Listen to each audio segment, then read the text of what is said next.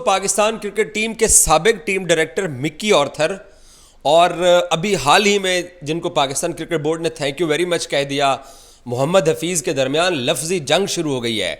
वाकया कुछ यूँ है कि मोहम्मद हफीज़ साहब आजकल ये स्पोर्ट्स के ऊपर बैठे हुए हैं क्योंकि उनको नौकरी तो मिली नहीं है। बेचारा 4 साल के लिए आया था, लेकिन अपनी साइंसदानी की वजह से न्यूजीलैंड और ऑस्ट्रेलिया के टूर पे जो पाकिस्तानी टीम ने रिजल्ट दिए है, जो पाकिस्तानी प्लेयर्स को भाईजान ने तंग किया, तो क्रिकेट बोर्ड ने हाथ जोड़ के थैंक यू वेरी मच कह दिया। तो अब वो बन गए एक्सपर्ट।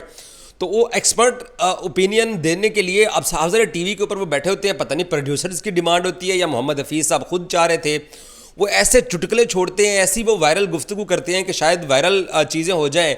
हफीज़ साहब ये फरमाते हैं कि जब वो टीम के साथ ऑस्ट्रेलिया गए तो ऑस्ट्रेलिया में जाके उनको टीम के फिजियो ने बताया कि बाबर आजम और मिक्की ऑर्थर ने 8 से 6 महीने पहले ये कह दिया था हफीज़ के बकौल कि खिलाड़ियों के फिटनेस टेस्ट नहीं लिए जाएंगे और खिलाड़ियों का फिटनेस का म्यार भी जो है ना वो उसको चेक नहीं किया जाएगा। हफीज़ ने यह दावा किया कि उन्होंने ऑस्ट्रेलिया के अंदर टीम के फिजियो को कहा कि इन खिलाड़ियों को 2 किलोमीटर की रेस लगवा के तो इनका ज़रा 2 किलोमीटर का ना स्टेमिना चेक करें। तो हफीज़ कहता है उसमें सारे नाकाम हो गए और यहाँ तक हफीज़ ने कहा कि कोई तो वो 2 किलोमीटर की स्प्रिंट मुकम्मल ही नहीं कर सके हैं।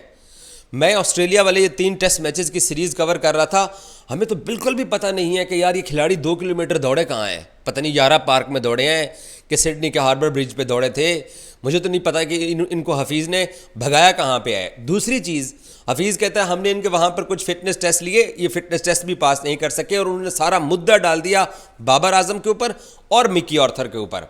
मिक्की ऑर्थर इंग्लैंड बैठे हुए हैं, उस भाई को भी ना नजम सेठी साहब ने ऑनलाइन कोच लगा दिया था। ये दुनिया के वाहिद कोच थे जो कि लैपटॉप के ऊपर कोचिंग करते थे और वो भी पाकिस्तान क्रिकेट बोर्ड का फैसला कोई अच्छा तो नहीं था। उन्होंने हफीज़ को जवाब दिया कि हफीज़ साहब, एक तो जिम्मेदारी लेने का आपके अंदर हौसला होना चाहिए, दूसरा आपको टेक्निकल जो चीज़ें होती हैं, जो परफॉर्मेंस होती है, उसकी नाकामी और जो कमज़ोरी पाकिस्तानी टीम ने ऑस्ट्रेलिया और न्यूजीलैंड के दौरों में दिखाई थी, उसको आपको कबूल करने का आपके अंदर इतनी एबिलिटी होनी चाहिए कि आप अपनी जिम्मेदारी जो है उसको एक्सेप्ट कर सकें।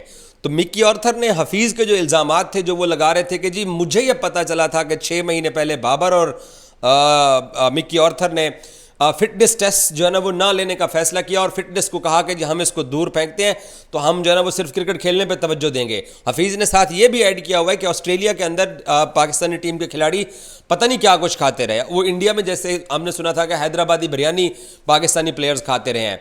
तो मोहम्मद हफीज़ साहब और मिक्की ऑर्थर साहब एक दूसरे के खिलाफ आजकल लफ्जी गोलाबारी इनकी चल रही है।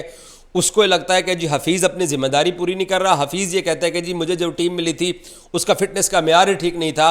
तो शायद हफीज़ ये बहाना इख्तियार करने की कोशिश कर रहे हैं कि जो पाकिस्तान न्यूजीलैंड के अंदर 4 T20 मैचेस हारा, ऑस्ट्रेलिया में 3 टेस्ट मैचेस हारा, उसके पीछे मिक्की ऑर्थर और बाबर का किरदार है। हालांकि सच ये है कि हफीज़ साहब जो थे उनको पाकिस्तान क्रिकेट बोर्ड ने इस अबूरी सेटअप का जब हिस्सा बनाया था तो उनकी अपनी साइंस की वजह से शान मसूद तो अचानक से कप्तान बन गए। ज़का अशरफ की ऑडियो तो आप सब लोगों ने सुनी होगी। जब शान अचानक से कप्तान बना, पाकिस्तान पहला पर्थ टेस्ट मैच खेला, एक सेशन के अंदर चौथी इनिंग्स के अंदर पाकिस्तानी टीम आउट हो गई।